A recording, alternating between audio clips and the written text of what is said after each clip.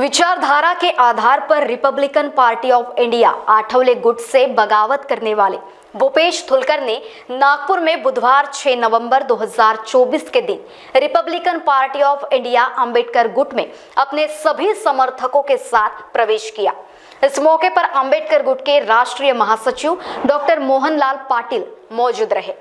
अंबेडकर गुट में प्रवेश के साथ ही भूपेश धुलकर ने आरपीआई अंबेडकर गुट के राष्ट्रीय कार्यकारी अध्यक्ष पद का नियुक्ति पत्र भी उन्हें सौंपा गया।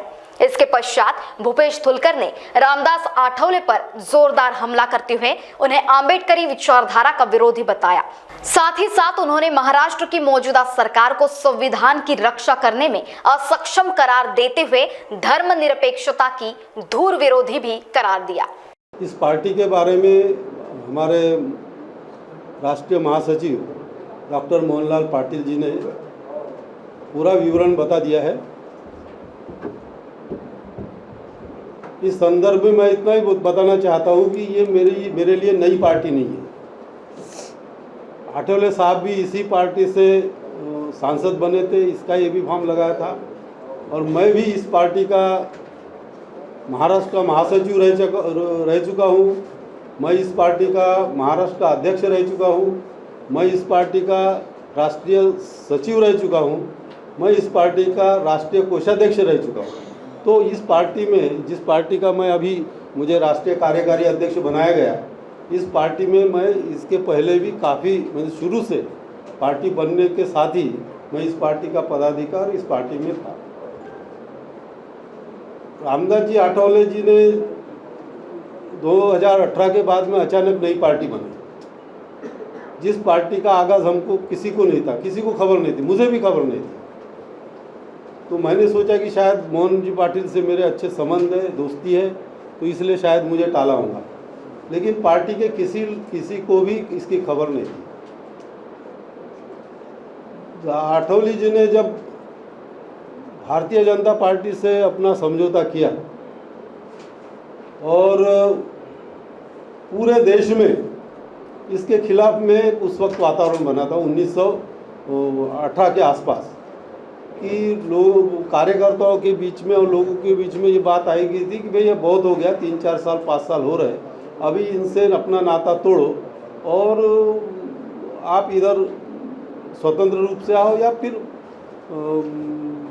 महाविकास आघाड़ी या किसी उस वक्त यूपीए था, महाविकास आघाड़ी या जिसके भी साथ, लेकिन जिस तरह से एक धर्मांध स्थिति पैदा की थी बीजेपी ने, उसके खिलाफ आप भूमिका लो। इसका पूरे देश में कार्यकर्ताओं ने और पदाधिकारियों ने भरकस विरोध किया था और सिचुएशन उस वक्त ऐसी पैदा। आठवले साहब ने सहज या अचानक पार्टी नहीं बनाई, उनको ये पता चला था कि देश भर में मेरी भूमिका जो है बीजेपी के साथ जाने की, उसमें कार्यकर्ताओं में विरोध हो रहा।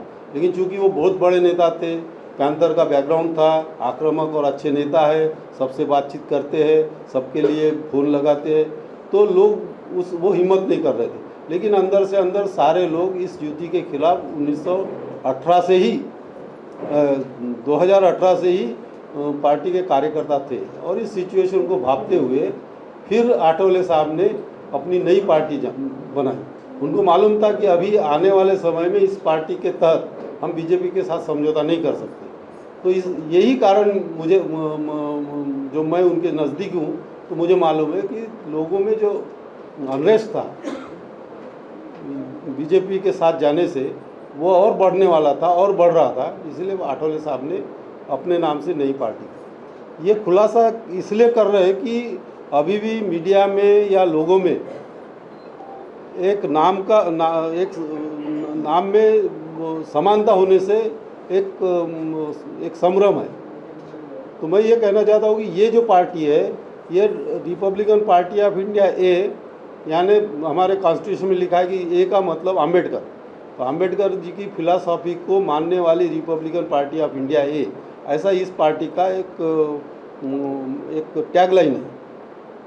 लेकिन आठवले साहब ने रिपब्लिकन पार्टी ऑफ इंडिया ए नहीं बनाई, आठवले साहब ने Republican party of India Athawale, ये पूरा आठवले नाम उनके पास है। लेकिन ए का मतलब आठवले, इस तरह से एक कन्फ्यूज़न लोगों में है। तो मुझे लगता है कि ये कन्फ्यूज़न दूर हो जाएगा और ये ए का मतलब अम्बेडकर है।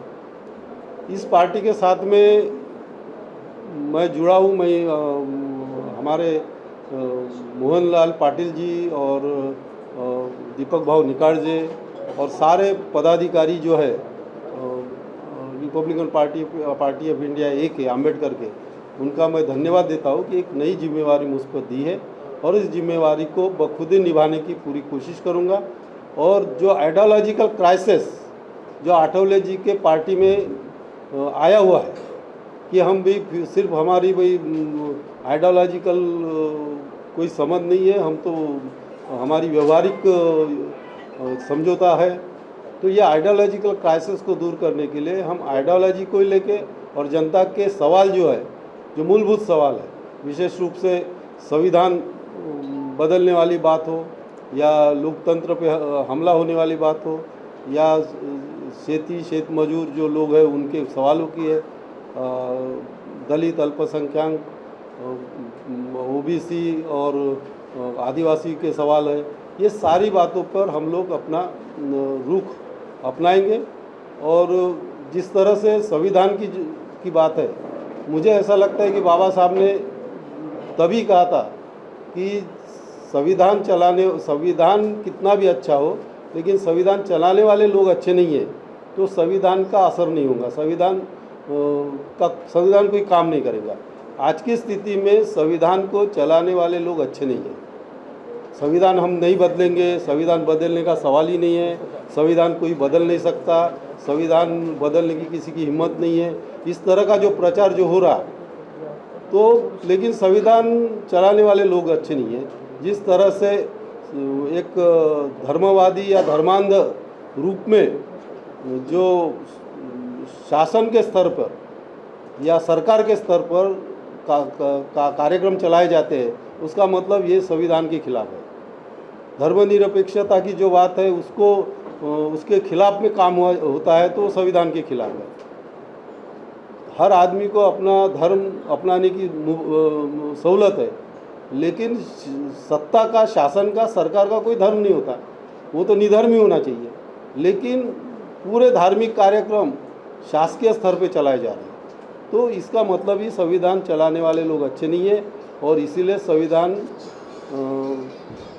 को बचाने का या संविधान को संभालने का वक्त आ गया और हम उसके लिए भी पुरजोर कोशिश करेंगे।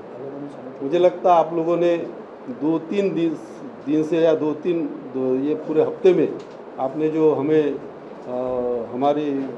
जो साथ दी है और हमारी जो बात है जन जन तक पहुंचाई है, क्योंकि मैं पहली बार देख रहा हूँ कि पूरे इंडिया से और महाराष्ट्र से हमें फ़ोन आ रहे, पूछताछ हो रही। इसका कारण ही आपके वजह से, या आपने जो बातें उन जनता की तरफ पहुंचाई उसके वजह से हमें इतनी पूछताछ हो रही। तो मैं आपका भी धन्यवाद देता हूँ और आगे जो नई जिम्मेवारी जो मुझ पे है उसको बखूबी निभाने का पूरी कोशिश करूँगा। इतना ही मैं। महान्यूज़ 7 के लिए कैमरा पर्सन विशाल मेश्राम के साथ मुकुंद चौरसिया की रिपोर्ट, नागपुर।